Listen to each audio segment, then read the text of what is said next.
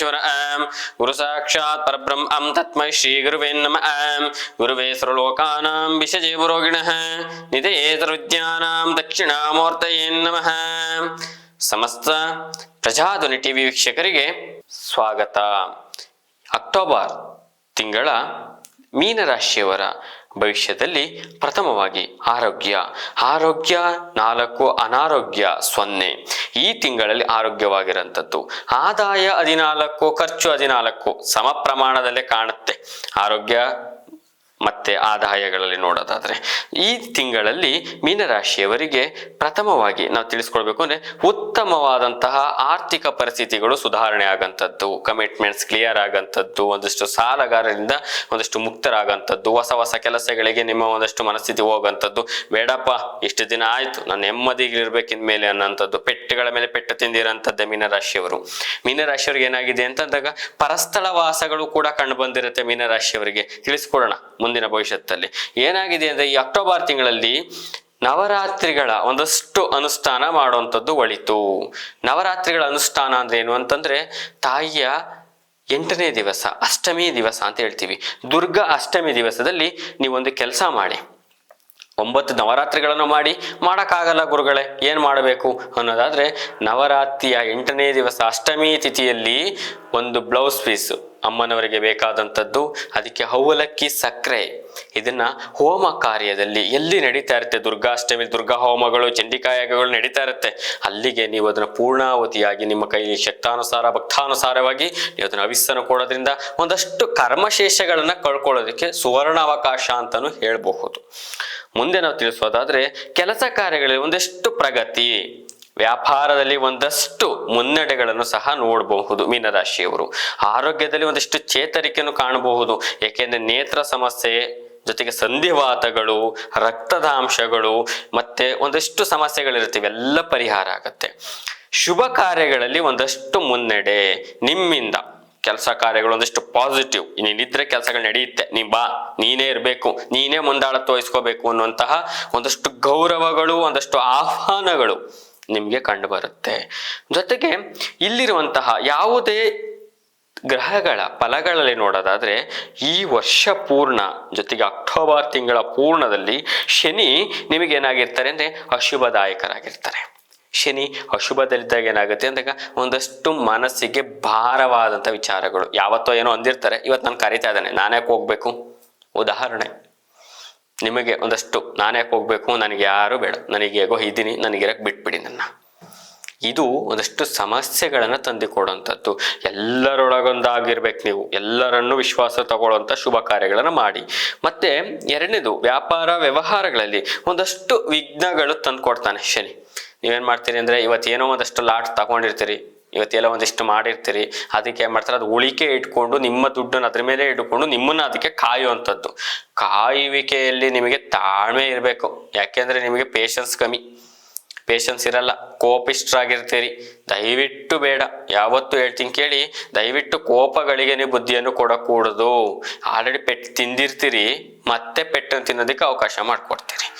ಜೊತೆಗೆ ನಿಮಗೆ ಹೇಳೋದಾದ್ರೆ ವ್ಯಾಪಾರ ಉದ್ಯೋಗಗಳಲ್ಲಿ ಒಂದಷ್ಟು ಅಡಚಣೆಗಳು ಕೊಡೋದ್ರ ಜೊತೆಗೆ ಸಾಲಬಾಧೆ, ಶತ್ರುಗಳಿಂದ ಒಂದಿಷ್ಟು ತೊಂದರೆಗಳು.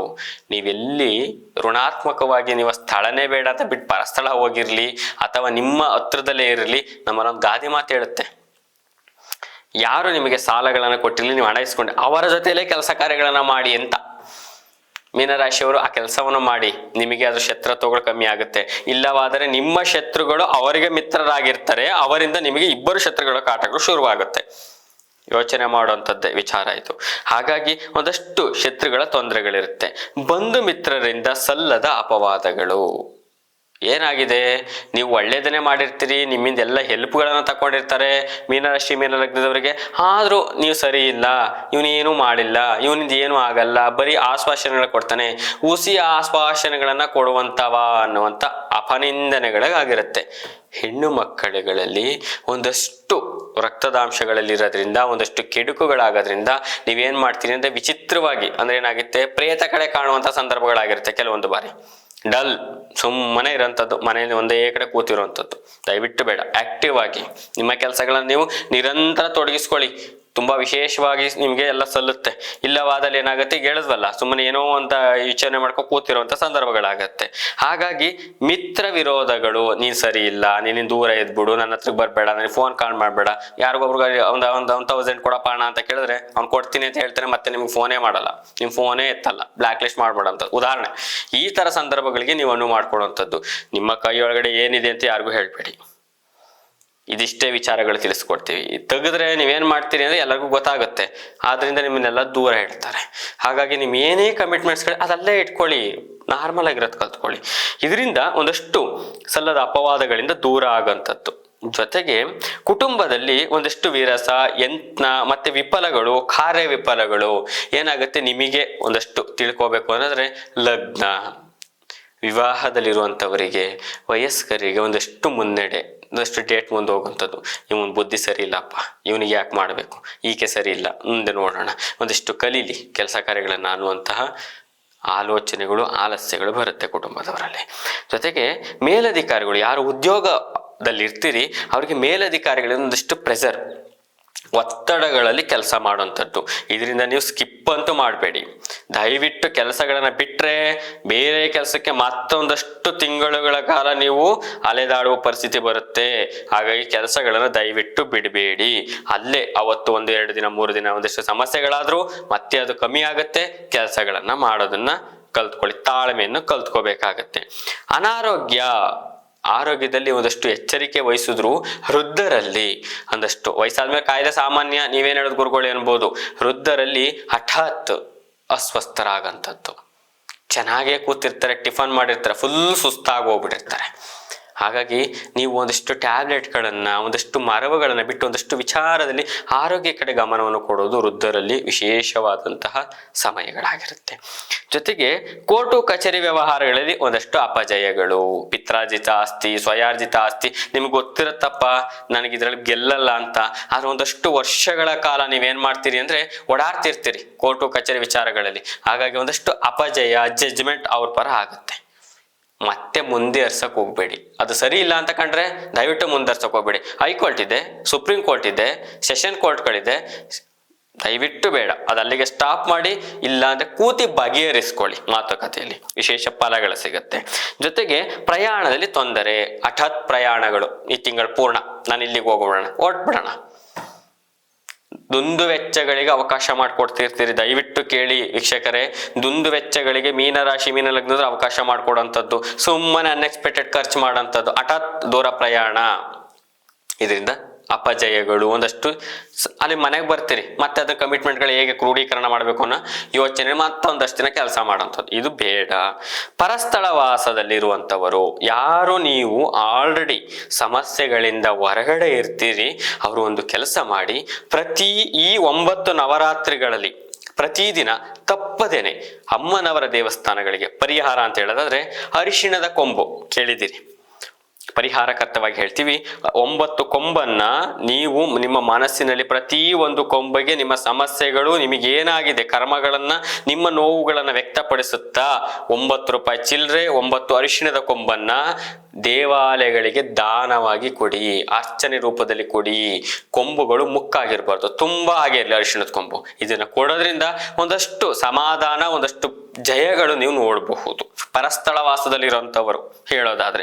ಜೊತೆಗೆ ಋತಂ ತಿರುಗಾಟ, ವೃಥಾ ಖರ್ಚು, ಆಲ್ರೆಡಿ ತಿರುಗ್ತಾ ಇರ್ತೀರಿ, ಅದ್ರ ಜೊತೆಗೆ ಒಂದಷ್ಟು ಖರ್ಚುಗಳು ಬೇರೆ ನಿಮಗೆ, ನಿಮ್ಮ ಒಂದಷ್ಟು ಅಭ್ಯಾಸಗಳಿಗೆ ಅಲ್ಲ, ಅಥವಾ ಒಂದಷ್ಟು ನಿಮ್ಮ ಸ್ನೇಹಿತರುಗಳ ಅಭ್ಯಾಸಗಳಿಗೆ ನೀವು ನಿಮ್ಮ ಖರ್ಚು ಮಾಡೋಂಥದ್ದು. ಯಾಕೆಂದ್ರೆ ಕೈ ಒಡ್ಡ ಅಭ್ಯಾಸ ಇಲ್ಲ, ಕೊಟ್ಟೆ ಅಭ್ಯಾಸಗಳು. ಹಾಗಾಗಿ ದಯವಿಟ್ಟು ಬೇಡ. ಜೊತೆ ಇನ್ನೊಂದು, ಕೃಷಿಗಳಲ್ಲಿ ಯಾರಿರ್ತೀರಿ, ರೈತಾಪಿ ವರ್ಗದವರು, ಹೈನುಗಾರಿಕೆ ಮಾಡುವಂಥವರು, ಅಥವಾ ಈಗಿನ ಇರುವಂತಹ ಸಂದರ್ಭಗಳಲ್ಲಿ ಜಮೀನುಗಳಲ್ಲಿ ಕೆಲಸಗಳು, ವಿಶೇಷವಾಗಿ ತರಕಾರಿಗಳು ಬೆಳೆಯುವಂಥವರು, ಇವರಿಗೇನಾಗಿದೆ ಅಂದ್ರೆ ನಷ್ಟದಲ್ಲಿದ್ದವರಿಗೆ ಒಂದಷ್ಟು ಲಾಭದ ಕಡೆ ನೋಡುವಂತ ಸಂದರ್ಭ. ಅಮಾವಾಸ್ಯಲಿಗಾಗಿ ಕೇತುಗ್ರಸ್ತ ಗ್ರಹಣದಲ್ಲಿ ನಿಮ್ಗೆ ಆಲ್ರೆಡಿ ಫಲಗಳು ಸಿಗ್ತಾ ಇರುತ್ತೆ. ಹಾಗಾಗಿ ನಿಮ್ಮ ಏನಿದೆ ವಾರ ಒಪ್ಪತ್ತು ಕುಲದೇವತೆಗಳ ಅನುಷ್ಠಾನ ಮಾಡೋದು ಒಳಿತು. ಇದರಿಂದ ಶುಭ ಫಲಗಳನ್ನೇ ನೋಡುವಂತಹ ಶುಭ ದಿವಸವಾಗಿರುತ್ತೆ. ಪ್ರತಿ ದಿವಸದಲ್ಲೂ 18ನೇ ತಾರೀಕಿನ ಮೇಲ್ಪಟ್ಟು ನೀವು ಫಲಗಳನ್ನ ನೋಡ್ಬೋದು. ಅಲ್ಲಿವರೆಗೆ ಒಂದಷ್ಟು ಎಚ್ಚರಿಕೆಯಲ್ಲಿ ವ್ಯವಹಾರನ ಮಾಡಿ. ಜೊತೆಗೆ ಇದಿಷ್ಟು ಫಲಗಳಿಂದ ನಾವು ಒಂದಷ್ಟು ಮೈನಸ್ಗಳಿಂದ ತಪ್ಪಿಸ್ಕೊಳ್ಳೋದು ಹೇಗೆ ಅನ್ನೋದಾದ್ರೆ ಒಂದಷ್ಟು ವಿಚಾರಗಳಿದೆ. ನೀವೇನ್ ಮಾಡಬೇಕು, ಪೂರ್ವ ಈಶಾನ್ಯ ಅಥವಾ ಉತ್ತರ ಈಶಾನ್ಯದ ಕಡೆ ನಿಮ್ಮ ಕೆಲಸಗಳನ್ನು ಪ್ರಾರಂಭ ಮಾಡಿ ವಿಶೇಷ ಲಾಭಗಳನ್ನು ನೋಡಬಹುದು. ಜೊತೆಗೆ ಶುಭ ದಿನಾಂಕಗಳನ್ನು ಹೇಳೋದಾದ್ರೆ 3, 9, 12, 18, 21, 27, 30ನೇ ತಾರೀಕು ವಿಶೇಷ ದಿನಾಂಕಗಳಾಗಿರುತ್ತೆ. ಶುಭ ಸಂಖ್ಯೆಗಳು ಹೇಳೋದಾದ್ರೆ 1, 3, 8, 9 ಶುಭ ಸಂಖ್ಯೆಗಳಾಗಿ ಬರುತ್ತೆ. ನಿಮಗೆ ಶುಭ ವರ್ಣ, ಒಂದಷ್ಟು ಆಕರ್ಷಣೆಗಳಲ್ಲಿ ವರ್ಣ ಇದು ನೋಡೋದಾದ್ರೆ ಹಳದಿ, ಕೆಂಪು, ಕೇಸರಿ, ತಾಮ್ರದ ಕಲರು ನಿಮಗೆ ತುಂಬಾ ವಿಶೇಷವಾಗಿ ಕಂಡು ಬರುತ್ತೆ. ನಿಮಗೆ ರತ್ನಗಳಲ್ಲಿ ಯಾವ್ದರ ಒಡವೆ ಇರಲ್ಲ, ಒಡವೆ ಆಸಕ್ತಿಗಳಿದ್ರೆ ನಿಮಗೇನಾಗಿದೆ ಮಾಣಿಕ್ಯ, ಪುಷ್ಯರಾಗ, ನೀಲ, ಹವಳ ವಿಶೇಷವಾದಂತಹ ಒಡವೆಗಳಾಗಿರುತ್ತೆ.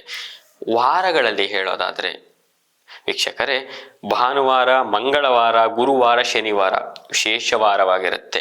ನಿಮಗೆ ಈ ತಿಂಗಳ ಪರಿಹಾರವಾಗಿ ನಾವು ಹೇಳೋದಾದ್ರೆ ನಿಮಗೆ ಅಮ್ಮನವರಲ್ಲಿ ಎಲ್ಲಿ ಯಾಗಗಳು ನಡೀತಾ ಇರುತ್ತೆ ಅಥವಾ ಚಂಡಿಕೆ ಯಾಗ ಮಾಡೋದ್ರಿಂದ, ದುರ್ಗಾ ಸಪ್ತಶತಿ ಪಾರಾಯಣ ಮಾಡೋದ್ರಿಂದ ನಿಮಗೆ ವಿಶೇಷ ಫಲಗಳನ್ನು ನೋಡಬಹುದು.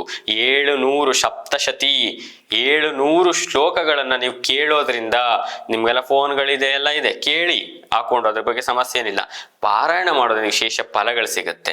ಅಥವಾ ಎಲ್ಲೇ ದುರ್ಗಾಷ್ಟಮಿ ಅಥವಾ ನವರಾತ್ರಿಗಳಲ್ಲಿ ಹೋಮ ಕಾರ್ಯ ನಡೀತಾ ಇದೆ, ಚಂಡಿಕಾ ಯಾಗ ನಡೀತಾ ಇದ್ರೆ ಅಲ್ಲಿಗೆ ಹೋಗಿ ನಿಮ್ಮ ದರ್ಶನ, ನಿಮ್ಮಲ್ಲಿ ಒಂದು ರಕ್ಷೆ ಪ್ರಸಾದ ಇಸ್ಕೊಳ್ಳೋದ್ರಿಂದ ಫಲಗಳು ಸಿಗುತ್ತೆ. ನಿಮಗೆ ಒಳಿತಾಗ್ಲಿ. ಶ್ರೀ ಗುರುಭ್ಯೋ ನಮಃ. ಹರಿ ಓಂ.